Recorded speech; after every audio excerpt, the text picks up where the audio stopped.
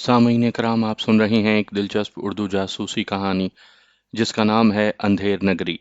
ये इस सिलसिले की किस्त नंबर 48 है। मुझे उम्मीद है आपको मेरी ये काविश पसंद आ रही होगी। आपने अगर अभी तक मेरा चैनल माय वॉइस सब्सक्राइब नहीं किया तो अभी मेरे चैनल को सब्सक्राइब करके बेल नोटिफिकेशन ऑन कर लीजिए ताकि आने वाली हर नई कहानी की इत्तला बर वक्त आप तक पहुंच सके। जान मोहम्मद स्टीयरिंग सीट पर आया। राजा ने पिछली सीट पर आकर दरवाजे को बंद कर दिया। जान मोहम्मद ड्राइव करता हुआ जाने लगा। राजा जगह बदलते वक्त अकबनुमा आईने में दूर तक ये देखकर मुतमईन हो गया था कि उसके ताकुब में कोई मोटरसाइकिल नहीं है और ना ही उसकी कार रुकने और जगह बदलने के दौरान में कोई दूसरी गाड़ी उनके आगे बढ़ने के इंतजार में कहीं रुकी थी। आगे बढ़ते रहने के दौरान में राजा बार बार घूमकर पीछे देखता रहा। ये बात समझ में आ गई कि मोहम्मद हुसैन अगर वफादार नहीं है तो उसने दुश्मनों को कार का रंग, प्लेट नंबर और मॉडल बता दिया होगा। राजा ये नहीं जान सकता था कि दुश्मन कितने हैं और कितनी गाड़ियों में उसके आगे पीछे रहकर उसका ताक़ुब कर सकते हैं। उसने मोबाइल के जरिए हमजा से पूछा, तुम कहाँ हो? अभी शादमान टाउन में हूँ, यहाँ से गुजरकर माल रोड पर जाऊंगा। मैं मॉडल टाउन जा रहा हूँ। हमारे खिलाफ शायद कोई साजिश हो रही है। मैं अभी दुश्मनों को सामने आने पर मजबूर कर दूंगा। मेरी और तुम्हारी कारों के नंबर प्लेट, कलर और मॉडल्स वगैरह बता दिए गए होंगे। अपनी कार फौरन कहीं छोड़ो और किसी टैक्सी में मॉडल टाउन के शॉपिंग प्लाजा की तरफ आओ। उसने फोन बंद करके ड्राइवर जान मोहम्मद से कहा, अपना रिवॉल्वर मुझे दो। उसने एक हाथ से स्टेयरिंग को संभालते हुए दूसरे हाथ से रिवॉल्वर निकाल कर दिया। राजा ने पूछा, क्या तुम्हारे पास फाजिल बुलेट्स हैं? नहीं जनाब, सिर्फ रिवॉल्वर पूरी तरह लोडेड है। राजा ने रिवॉल्वर के चैम्बर से 5 गोलियां निकालकर उसे वापस देते हुए कहा, इसमें सिर्फ एक गोली है। मॉडल टाउन जहां असला फरोख्त करने की दुकान है उसके करीब कार रोककर अपने रिवॉल्वर के लिए बुलेट्स खरीदने के लिए जाओ। वहां शॉपिंग प्लाजा में खरीदारों का हजूम होता है। कोई भी दुश्मन वहां तुम पर गोली नहीं चलाएगा। उस हजूम में कातिल को फरार होने का मौका नहीं मिलेगा। तुम कार से उतरकर ऐसे अंदाज में जाओगे कि तुम पर राजा नवाज होने का यकीन हो जाए। समझ गया जनाब। अगर वो मुझे गन पॉइंट पर कहीं ले जाएंगे तब भी राजा नवाज होने से इस तरह इनकार करूंगा कि उन्हें मेरे इनकार से यकीन हो जाए कि मैं ही राजा नवाज हूँ। शाबाश, बेबाकी से हालात का सामना करते रहोगे। मैं तुम्हें बेयारो मददगार नहीं छोड़ूंगा। ये यकीन रखो कि वो तुम्हें गोली नहीं मारेंगे।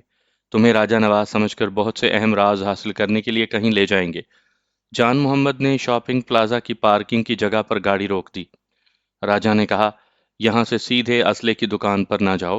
पहले किसी जनरल स्टोर में जाकर शेविंग के लिए ब्लेड खरीदो। इस तरह मुझे जरा ठहर कर तुम्हारे पीछे आने का मौका मिलेगा और मैं दुश्मनों को ताड़ता रहूंगा।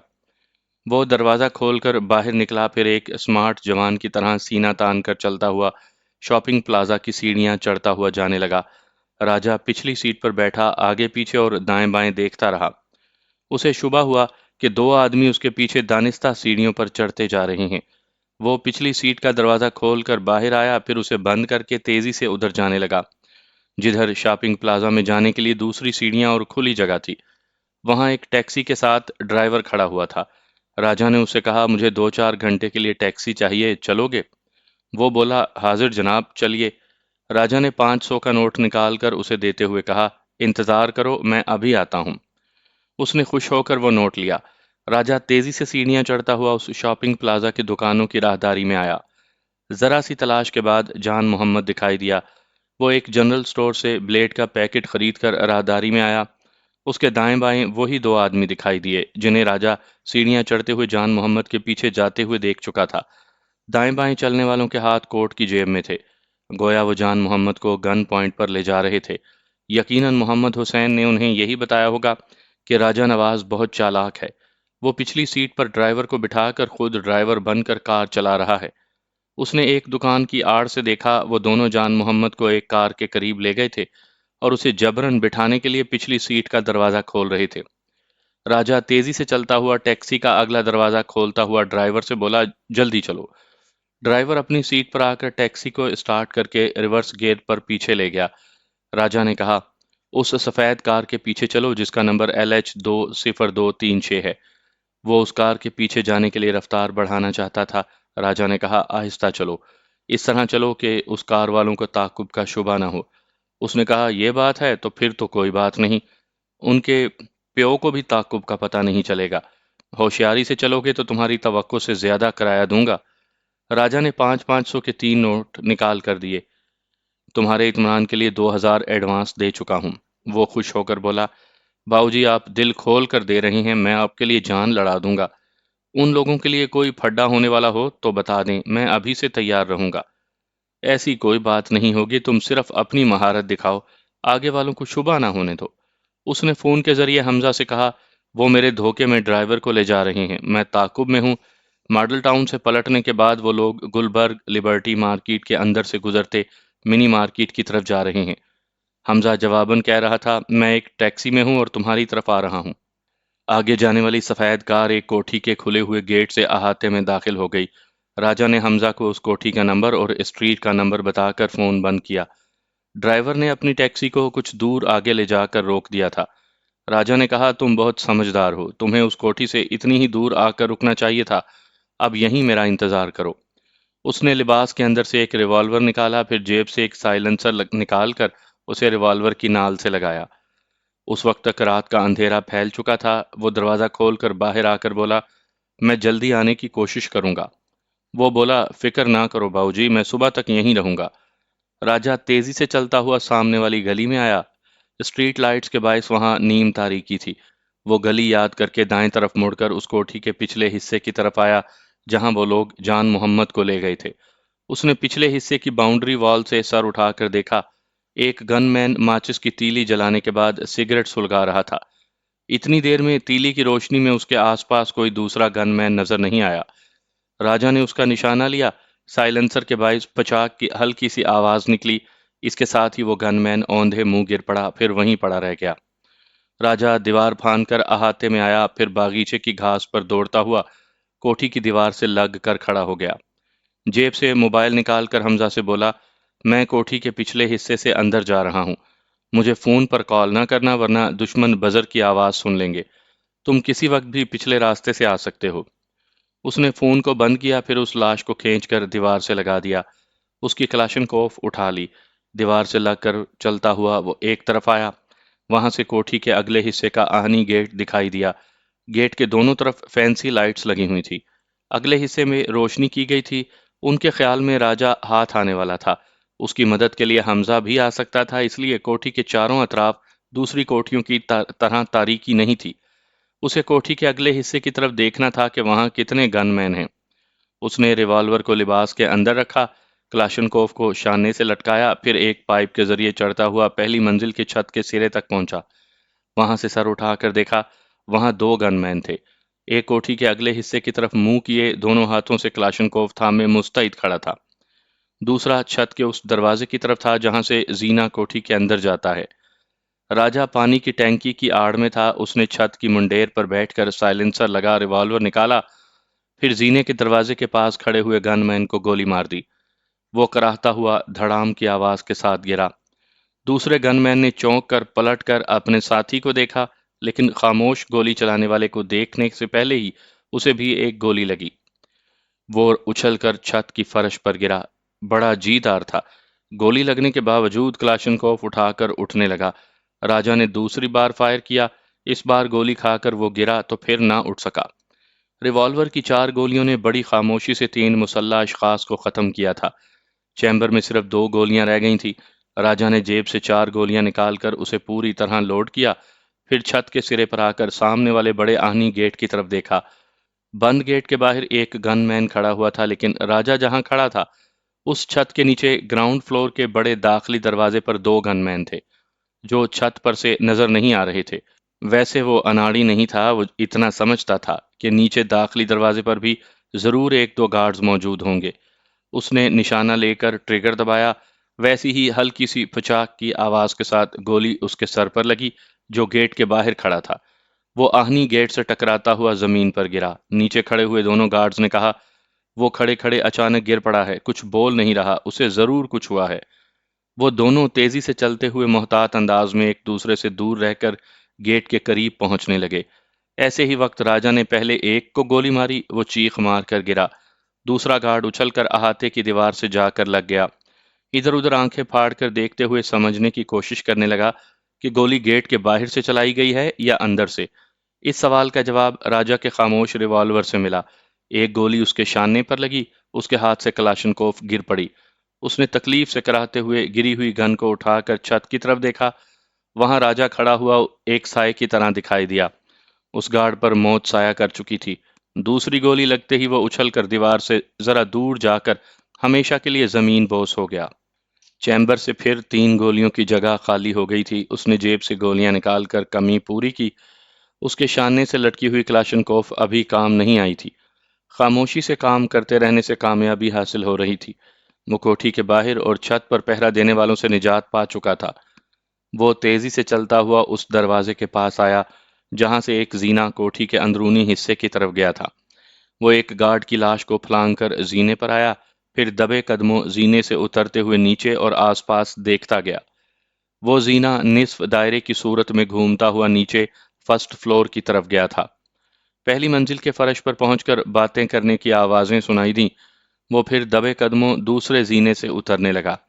اسے ایک عورت اور 2 مردوں کی آوازیں سنائی دیں۔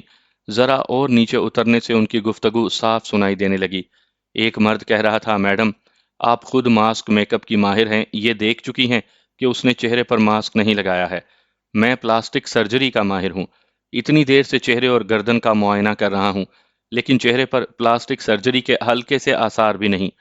پھر ایک عورت کی آواز سنائی دی، وہ کہہ رہی تھی، یہ خود کو جان محمد کہہ رہا ہے اور تم کہہ رہے ہو کہ اس نے چہرے پر پلاسٹک سرجری نہیں کروائی ہے، لیکن میں کیسے مان لوں کہ یہ اس کا پیدائشی چہرہ ہے؟ مجھے اطلاع دی گئی ہے کہ جان محمد نامی سیکیورٹی گارڈ اور ڈرائیور پچھلی سیٹ پر بیٹھا ہے اور راجہ نواز ہمیں دھوکہ دینے کے لیے خود ڈرائیور بن کر کار چلا رہا ہے۔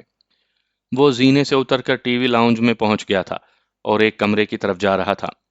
اس کمرے کے کھلے دروازے سے باتیں کرنے کی آوازیں آ رہی تھیں۔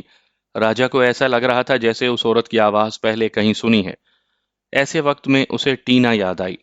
اس کی آواز بھی کچھ ایسی ہی تھی، لیکن لہجہ بدلا ہوا تھا۔ وہ کھلے ہوئے دروازے کے قریب جا کر دیکھنا چاہتا تھا کہ کمرے میں کتنے افراد ہیں۔ اسی وقت ایک گارڈ ہاتھ میں کلاشنکوف لے کر کمرے سے باہر آ رہا تھا۔ راجہ کو دیکھتے ہی ٹھٹک گیا۔ اس نے فوراً ہی کلاشنکوف کو دونوں ہاتھوں سے سنبھالا۔ میدان جنگ میں سنبھلنے کا موقع نہیں ملتا۔ ایسے وقت ہر لمحے ہتھیار کے ساتھ مستعد رہنا پڑتا ہے۔ 1 سیکنڈ کی دیر بھی موت کی نیند سلا دیتی ہے۔ اس کی پیشانی پر خاموش گولی آ کر پیوست ہو گئی۔ وہ لڑکھڑا کر پیچھے جا کر فرش پر گر پڑا۔ اس کمرے کے اندر ایک گوری چمڑی والی حسینہ ایک آرام دہ صوفے پر بیٹھی ہوئی تھی۔ ایک پلاسٹک سرجری کا ماہر دوسرے صوفے پر بیٹھا تھا۔ جان محمد ایک گن مین کے نشانے پر کھڑا تھا۔ دوسرا گن مین راجہ کا نشانہ بن چکا تھا۔ وہ کمرے کے اندر جیسے ہی گرا، وہ سب ایک دم اچھل کر کھڑے ہو گئے۔ دوسرے گن مین نے بھی اپنے ساتھی کے گرنے کی آواز سنتے ہی پلٹ کر اسے دیکھا، جبکہ اسے دروازے کی طرف دیکھنا چاہیے تھا۔ راجہ نے کہا، ادھر نہیں، ادھر۔ اتنا کہتے ہی اس نے یکے بعد دیگرے 2 فائر کیے۔ وہ دوسرا گن مین بھی چیختا ہوا فرش پر اپنے ساتھی کے پاس گر کر تڑپتے ہوئے ٹھنڈا پڑ گیا۔ اس حسینہ کے گورے چہرے کا رنگ خوف سے زرد پڑ گیا۔ جان محمد نے راجہ سے کہا، آپ نے درست کہا تھا، یہ لوگ مجھے گولی نہیں ماریں گے بلکہ کئی اہم راز مجھ سے حاصل کرنا چاہیں گے۔ یہ پلاسٹک سرجری کا ماہر ہے، انہیں شبہ ہے کہ میں راجہ نواز ہوں، اور یہ میڈم پتہ نہیں کون ہے۔ سب اس کے محکوم ہیں۔ ایسے لگتا ہے جیسے اس نے اپنی حفاظت کے لیے مسلح بدماشوں کی فوج بنا رکھی ہو۔ پھر اس نے ریوالور کا رخ پلاسٹک سرجری کے ماہر کی طرف کرتے ہوئے کہا، ایک تم بچ گئے ہو۔ اپنی خیریت چاہتے ہو تو اس عورت کی اصلیت بتاؤ، یہ کون ہے اور کس کے لیے کام کرتی ہے؟ نیک بخت کے لیے یا براہ راست خفیہ ہاتھ کے لیے؟ اس نے سہم کر حسینہ کو دیکھا۔ وہ اسے گھور کر دیکھنے لگی۔ وہ آنکھیں دکھا کر اسے سچ کہنے سے منع کر رہی تھی۔ وہ سہم کر بولا، میں تو ایک سرجن ہوں۔ میڈم نے کسی کی پلاسٹک سرجری کے لیے یہاں بلایا تھا۔ یہاں آیا تو انہوں نے کہا، یہ خود کو جان محمد کہتا ہے اور پلاسٹک سرجری کے ذریعے اپنا اصل چہرہ چھپائے پھرتا ہے۔ اس کے چہرے کا معائنہ کرنے کے لیے مجھے کہا گیا تھا۔ راجہ نے کہا، اس میڈم نے تمہیں زبردستی اس کا معائنہ کرنے کو کہا اور تم یہاں کئی مسلح بدماشوں کو دیکھ چکے ہو۔ یہاں سے جا کر پولیس اسٹیشن میں رپورٹ دو گے اور پولیس والوں کو یہاں لاؤ گے تو میں اس بات کو ہائی لیول تک لے جاؤں گا اور تم بھی یہاں سے زندہ سلامت جا سکو گے۔ میں تمہیں اپنے ساتھ ایک بہت بڑے فرض شناس پولیس افسر کے پاس لے چلوں گا۔ وہ پھر پریشان ہو کر اس حسینہ کو دیکھنے لگا، پھر بولا، میں آپ سے التجا کرتا ہوں، مجھے پولیس اور عدالت کے چکر میں نہ پھنسائیں، پلیز مجھے جانے دیں۔ اس حسینہ کے موبائل فون کا بزر بولنے لگا۔ وہ میز پر رکھے ہوئے فون کو اٹھانے کے لیے جانے لگی۔ راجا نے تیزی سے اس کی طرف بڑھتے ہوئے کہا، خبردار، فون کو ہاتھ نہ لگانا۔ اس نے میز کے پاس آ کر کہا، تم فون پر بات کرو گی لیکن اپنی اس ناکامی کا کوئی اشارہ نہیں دو گی۔ زندہ دلی سے بات نہیں کرو گی تو میں فوراً تمہیں گولی مار دوں گا۔ راجا نے ایک ہاتھ سے اس کی گردن کے گرد حصار بنا کر جکڑ لیا، دوسرے ہاتھ سے ریوالور کی نال اس کی کن پٹی سے لگا کر کہا، کم آن، فون اٹینڈ کرو۔ اس نے ہچکچاتے ہوئے فون اٹھایا۔ راجا نے کہا، اسے آن کرنے سے پہلے سن لو کہ تم پریشان ہو۔ فون پر زندہ دلی نہ دکھائی تو تم دیکھ چکی ہو میں کتنی بے رحمی سے قتل کرتا ہوں۔ وہ موبائل فون کو آن کر کے بولی، ہیلو، میں شبینہ بول رہی ہوں، آپ فرمائیں۔ وہ جس کان سے فون لگائے ہوئے تھی، راجا نے اس کان سے اپنا کان لگایا۔ دوسری طرف سے خفیہ ہاتھ کے سیکرٹری نے کہا، ٹینا، میں بول رہا ہوں، تم نے اب تک اپنے باس کو رپورٹ نہیں دی ہے۔ وہ جلدی سے بولی، کون ٹینا؟ میں اپنا نام بتا چکی ہوں، میرا نام شبینہ ہے، آپ نے غلط نمبر ڈائل کیا ہے۔ یہ کہتے ہی وہ فون بند کرنا چاہتی تھی کہ راجا نے اس سے فون چھین کر اپنے کان سے لگایا۔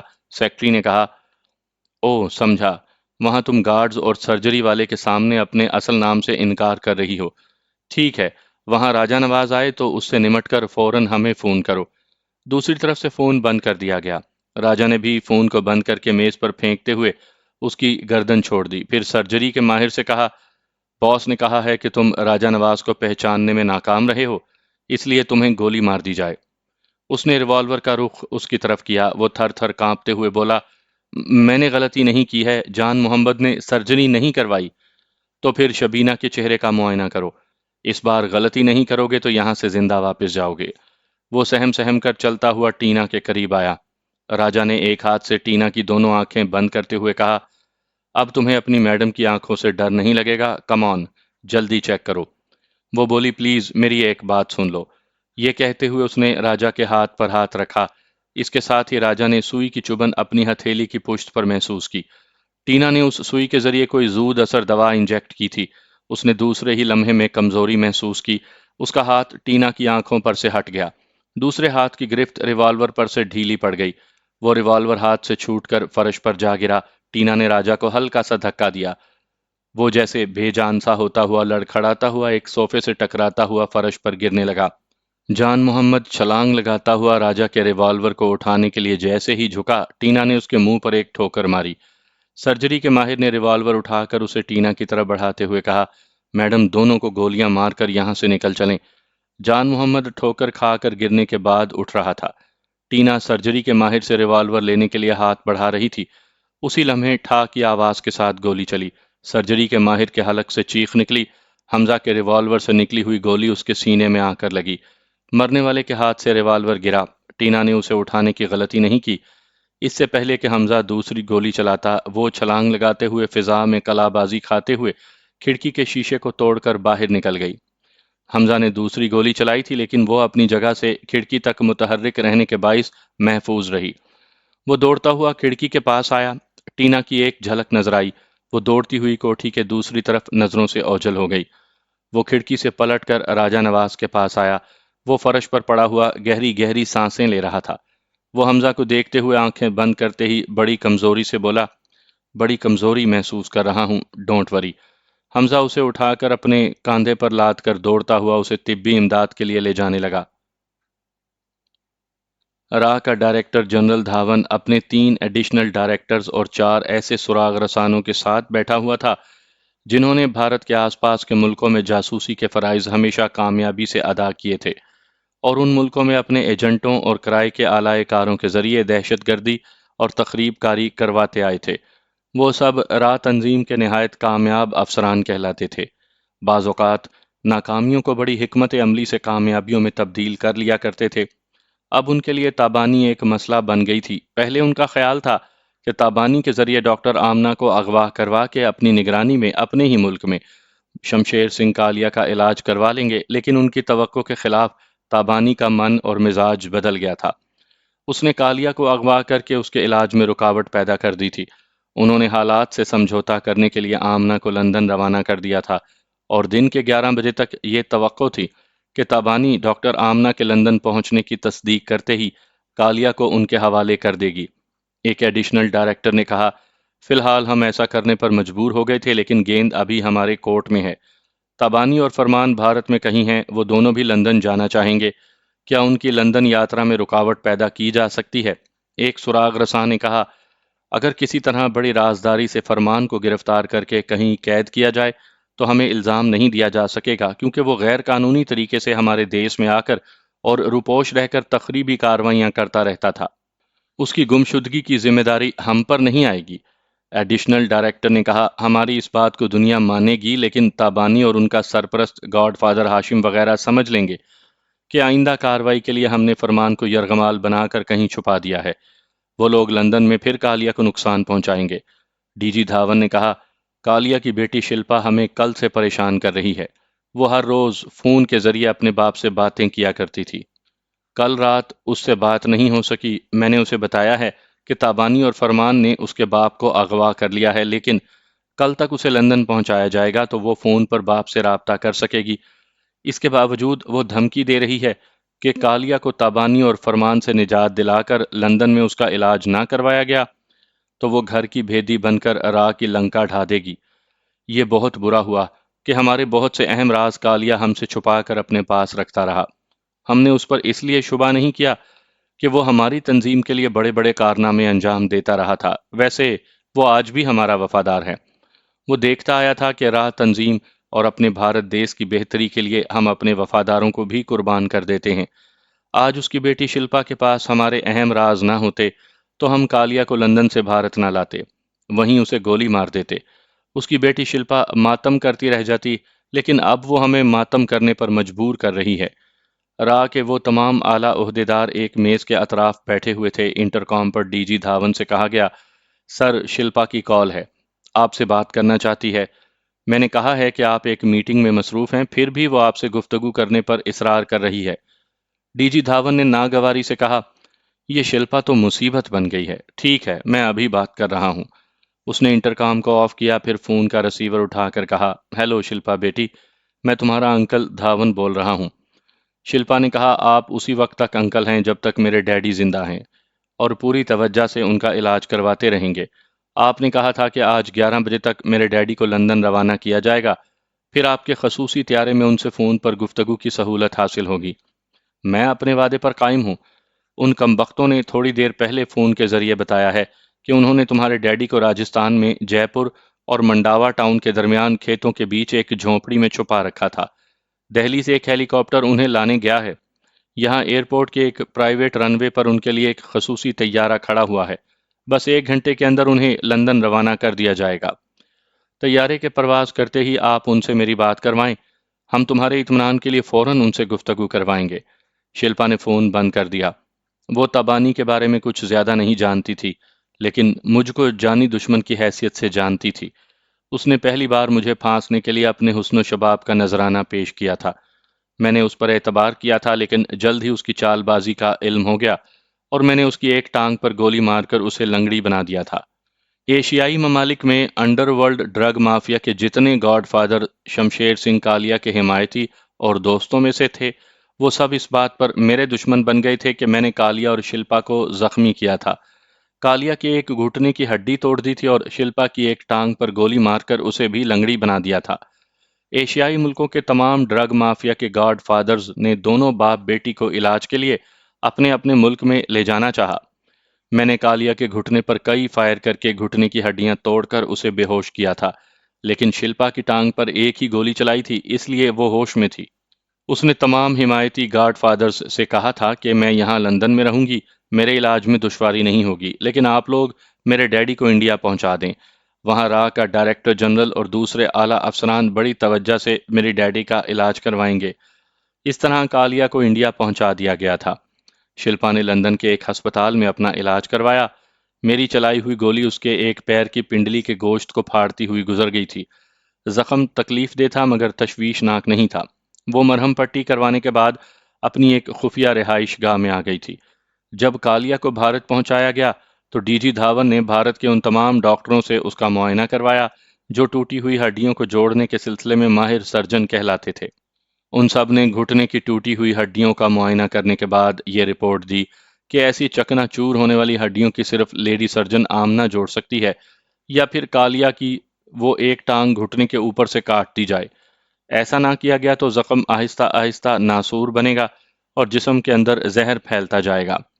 ڈی جی دھاون نے کالیا سے کہا، تمہارے اور ڈاکٹر آمنہ کے درمیان برسوں پرانی دشمنی ہے۔ وہ تمہاری ٹانگ کا آپریشن کرنے نہیں آئے گی۔ وہ ایسی کٹر دشمن ہے کہ اس نے اپنے بیٹے کے ذریعے ہی تم پر حملہ کروایا۔ فرمان نے اپنی ماں کے حکم کے مطابق ایک گھٹنا توڑ کر تمہیں اپنی ماں کے علاج اور آپریشن کا محتاج بنا دیا ہے۔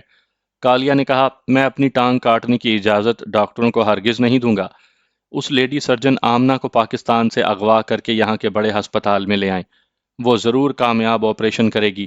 ڈی جی دھاون نے کہا، وہ عالمی سطح پر شہرت حاصل کر چکی ہے، اسے اغوا کر کے انڈیا لانے سے ہمارا بھارت دیس ساری دنیا میں بدنام ہو جائے گا۔ بھارت اور پاکستان کی خارجہ پالیسی کے مطابق ہم سے کہا جائے گا کہ تمہیں علاج اور آپریشن کے لیے پاکستان بھیج دیا جائے۔ وہاں تمہیں بھیجا جائے گا تو تم ماں بیٹے کے رحم و کرم کے محتاج بن کر رہو گے، شاید تم زندہ واپس نہ آ سکو۔ کالیا نے کہا، میں زندہ نہ رہا تو ان اہم رازوں کا کیا ہوگا؟ وہ سب میری بیٹی شلپا کے پاس محفوظ ہیں۔ اگر جلد سے جلد میرا کامیاب آپریشن نہ کروایا گیا تو شلپا بہت ضدی ہے، انتقامی کارروائی کرے گی۔ راہ والوں کے گلے میں کالیا ایک ہڈی کی طرح پھنس گیا تھا۔ وہ ڈاکٹر آمنہ کو اغوا کر کے اور بھارت لا کر تمام دنیا میں اپنے دیس کو بدنام نہیں کرنا چاہتے تھے۔ ایسے وقت میں تابانی نے ڈاکٹر آمنہ کو اپنے مراد کی خاطر اغوا کر کے راہ والوں کی مشکل آسان کر دی تھی۔ حکومت پاکستان کی طرف سے بھارت کو اس اغوا کا الزام دیا گیا، لیکن یہ ثبوت نہیں تھا کہ اغوا کرنے والے ڈاکٹر آمنہ کو بھارت لے گئے ہیں۔ اب یہ اندیشہ تھا کہ پاکستانی سراغ رساں ڈاکٹر آمنہ کا سراغ لگانے کے لیے خاصی تعداد میں آئیں گے، لہٰذا راجستھان کے پشکر ٹاؤن میں بڑی رازداری سے آپریشن کے انتظامات کیے گئے۔ اتنا کچھ کرنے کے دوران میں بازی پلٹ گئی۔ جو تابانی میری امی کو اغوا کر کے لے گئی تھی، وہ میری امی کی بیٹی اور میری دیدی بن گئی تھی۔ ہم دونوں اپنی باتیں منوا کر امی کو اور کالیا کو لندن بھیجنے میں کامیاب ہو گئے تھے، لیکن دشمن کی جوابی کارروائیوں سے بے خبر تھے۔ ایک تو راہ والے کالیا کے کامیاب آپریشن کے بعد بھی ہم ماں بیٹے کی آئندہ دشمنی کو سمجھ سکتے تھے، اور شلپا بھی یہی سمجھ رہی تھی کہ ہم سانپ ہیں، آئندہ انہیں کسی طرح بھی دشمنی کے زہر سے ہلاک کر سکتے ہیں، لہٰذا جب تک ماں لندن میں رہے تب تک مجھ بیٹے کو بھارت میں کسی قیمت پر روکے رکھیں۔ راہ والوں کے علاوہ شلپا بھی مجھے اور تابانی کو تلاش کر رہی تھی۔ ہماری لا علمی میں راجستھان کے ہر بڑے چھوٹے شہر اور گاؤں کھیڑے میں وہ بڑی رازداری سے ہمیں تلاش کر رہے تھے۔ ہم اپنی جگہ محتاط تھے۔ راجستھان چھوڑ کر اتر پردیش کے ایک چھوٹے سے شہر میں آ گئے تھے۔ بھارت کے ہر بڑے چھوٹے ایئرپورٹ اور بندرگاہوں پر سراغ رساں اور پولیس والے سادہ لباس میں تھے۔ اس طرح کالیا کے انڈر گراؤنڈ رہنے والے سراغ رساں اور قاتل شلپا کے احکامات کی تعمیل کرتے ہوئے ہمیں ڈھونڈ رہے تھے۔ کالیا کے دوسرے حمایتی گاڈ فادرز نے انہیں شلپا کو عارضی طور پر ڈرگ مافیا کی سربراہ مان کر اس کے احکامات کی تعمیل کرنے پر مجبور کیا تھا۔ وہ تمام حمایتی گاڈ فادرز کو 14 برس کی عمر سے شلپا کی حاضر دماغی اور چال بازی کو دیکھتے آئے تھے۔ وہ اکثر باپ کے معاملات میں عملی طور پر حصہ لیتی رہتی تھی۔ پچھلی بار اس نے بڑی حکمت عملی سے اپنے باپ کالیا کو لندن پولیس کی حراست سے رہائی دلائی تھی۔ تمام گاڈ فادرز مانتے تھے کہ وہ اپنے باپ کی صحیح جانشین ہے۔ بھارتی راہ اور اسرائیلی موساد والوں نے برٹش حکومت سے سیاسی سمجھوتا کیا تھا کہ ڈرگ مافیا کا گاڈ فادر شمشیر سنگھ کالیا علاج کے لیے لندن میں چند ماہ تک رہے گا، لہٰذا حراست سے فرار ہونے والے کالیا کو گرفتار نہ کیا جائے، اسے ایک بھارتی معزز شہری کی حیثیت سے مہمان مریض تسلیم کر کے علاج کروانے کے بعد بھارت واپس جانے دیا جائے۔ پچھلے ایک برس میں لندن کے 2 سیکرٹ ایجنٹ بھارت میں اور اسرائیل میں گرفتار ہو گئے تھے۔ راہ اور موساد نے برٹش گورنمنٹ سے یہی سمجھوتا کیا تھا کہ کالیا کے صحت یاب ہونے کے بعد اسے لندن سے بھارت روانہ کیا جائے گا اور لندن کے 3 قیدی سیکرٹ ایجنٹوں کو بھارت اور اسرائیل سے لندن بھیجا جائے گا۔ یہ معاملات بڑی رازداری سے طے ہو گئے تھے۔ ان واقعات سے بہت پہلے جب کالیا انڈر گراؤنڈ سرگرمیوں میں مصروف رہا کرتا تھا، تب اس نے اپنی بیٹی کی کسی ہم عمر ہندوستانی غریب لڑکی کو اس لیے اپنی بیٹی بنایا تھا کہ وہ اس کی بیٹی شلپا سے کسی حد تک مشابہت رکھتی تھی۔ اسی کی طرح ذہین اور تیز اور ترار تھی۔ اس کا نام بینا مکھرجی تھا۔ کالیا نے اس سے سمجھوتا کیا کہ وہ سچ مچ بیٹی بن کر رہے گی اور شلپا کی طرح جرائم کی دنیا میں اس کا ساتھ دیتی رہے گی تو اسے کوٹھیاں اور کاریں ملیں گی۔ پہلے اس کا بینک بیلنس لاکھوں روپے کا ہوگا، اور پھر یہ بینک بیلنس کروڑوں روپے تک بڑھتا جائے گا۔ بینا مکھرجی ایک معمولی سے مکان میں بوڑھے ماں باپ کے ساتھ بڑی غریبی اور محتاجی سے تعلیم حاصل کرنے کے دوران میں بہت دولت مند بننے کے خواب دیکھا کرتی تھی۔ کالیا نے اس کے تمام خواب پورے کیے اور شلپا سے مشابہت رکھنے والی کو پلاسٹک سرجری کے ذریعے مکمل طور پر شلپا کی ہم شکل بنا دیا۔ اس کے چھوٹے بھائیوں اور بہنوں کو ماں باپ کے ساتھ ایک عالی شان کوٹھی میں پہنچا کر ان کے لیے 50,000 روپے ماہانہ اخراجات کے لیے مقرر کر کے اس سے کہا، اب تم بینا مکھرجی نہیں، صرف شلپا ہو۔ ہمیشہ اپنے ماں باپ اور بھائیوں اور بہنوں سے دور رہو۔ تم جس ملک اور جس شہر میں جایا کرو گی وہاں تمہارے رہنے سہنے کا شاہانہ انتظام ہوگا۔ ہمارے ماتحت رہنے والے خطرناک مجرم بھی ہر ملک میں تمہیں گاڈ فادر کی بیٹی شلپا سمجھ کر تمہارے احکامات کی تعمیل کرتے رہیں گے۔ صرف اتنا یاد رکھنا ہے کہ اگر ہمیں کبھی دھوکہ دینے اور ہم سے غداری کرنے کی کوشش کرو گی تو بری طرح حرام موت ماری جاؤ گی۔ بینا نے کہا، جب مجھے بیٹھے بٹھائے اتنی دولت مل رہی ہے کہ صرف میں جرائم کی دلدل میں رہ کر اپنے ماتا پتا اور بھائی بہنوں کو لاکھ پتی اور کروڑ پتی بناتی رہوں گی تو میں پاگل یا ایب نارمل نہیں ہوں کہ تم باپ بیٹی سے کبھی دھوکہ کروں گی۔ یہ تقریباً پچھلے 3 برس پہلے کی بات تھی۔ اس عرصے میں بینا بڑی توجہ اور تندہی سے شلپا کی آواز اور لہجے کی ادائیگی، اس کے چلنے پھرنے کا انداز، اس کی مخصوص قدرتی عادتیں اور اسٹائل سیکھتی رہی۔ اب وہ ایسی ہو گئی تھی جیسے شمشیر سنگھ کالیا کی قدرتی بیٹی ہو۔ شلپا کی ٹانگ کا زخم بھر گیا تھا، اب وہ چلتے وقت ایک ذرا سا لنگڑاتی تھی۔ دور سے اس کے لنگڑانے کا پتہ نہیں چلتا تھا، قریب سے دیکھنے پر معلوم ہوتا تھا کہ جو بڑے غرور اور ناز و انداز سے چلتی تھی اب ذرا سی چال بدل گئی ہے۔ وہ بڑی آہستگی سے قدم اٹھا کر دھیرے دھیرے چلتی تھی تاکہ ہلکی سی لنگڑاہٹ کا بھی پتہ نہ چلے۔ وہ میک اپ کے ذریعے اپنے چہرے پر معمولی سی تبدیلی کرنے کے بعد لندن میں ہی تھی۔ اس نے چلنے پھرنے کے موجودہ انداز کو ایک ویڈیو میں پکچرائز کر کے اس کیسٹ کو بھارت میں بینا کے پاس بھیج دیا تھا اور اس سے فون پر کہا تھا کہ میرے موجودہ چلنے پھرنے کے انداز کی مشق کرو۔ ڈیڈی کو علاج کے لیے لندن لایا جا رہا ہے، میں ان کی صحت یابی تک یہیں رہوں گی۔ تمہیں فرمان کی تصویریں دی گئی تھیں، اسے تلاش کر کے اپنے ماتحتوں کے ذریعے کسی طرح گرفتار کر کے خفیہ اڈے میں قید کر دو تاکہ فرمان کے چاہنے والے حمزہ اور راجہ نواز لندن آ کر میرے ڈیڈی کو نقصان پہنچانا چاہیں گے تو ہم فرمان کو ان کی کمزوری بنا دیں گے۔ شلپا احتیاطی تدابیر پر خود بھی عمل کر رہی تھی اور بینا سے بھی عمل کروا رہی تھی۔ بینا بھارت میں رہ کر ڈی جی دھاون سے شلپا بن کر گفتگو کیا کرتی تھی۔ راہ والے فون کال سے سمجھ لیتے تھے کہ کالیا کی بیٹی شلپا بھارت کے کس چھوٹے بڑے شہر میں ہے۔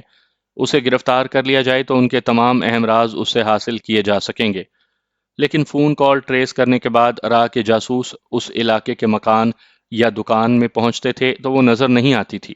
ان کے پہنچنے سے پہلے وہ فرار ہو چکی ہوتی تھی۔ جس گھر یا دفتر کے فون سے وہ گفتگو کرتی تھی وہاں کے لوگ قسمیں کھا کر کہتے تھے کہ ان کے فون سے کسی لڑکی نے فون نہیں کیا۔ وہ ایسی چال بازی سے فون کرتی تھی کہ اسے تلاش کرنے والے ٹیلی فون ڈپارٹمنٹ کے اعلیٰ افسران سے معلومات حاصل کرتے تھے۔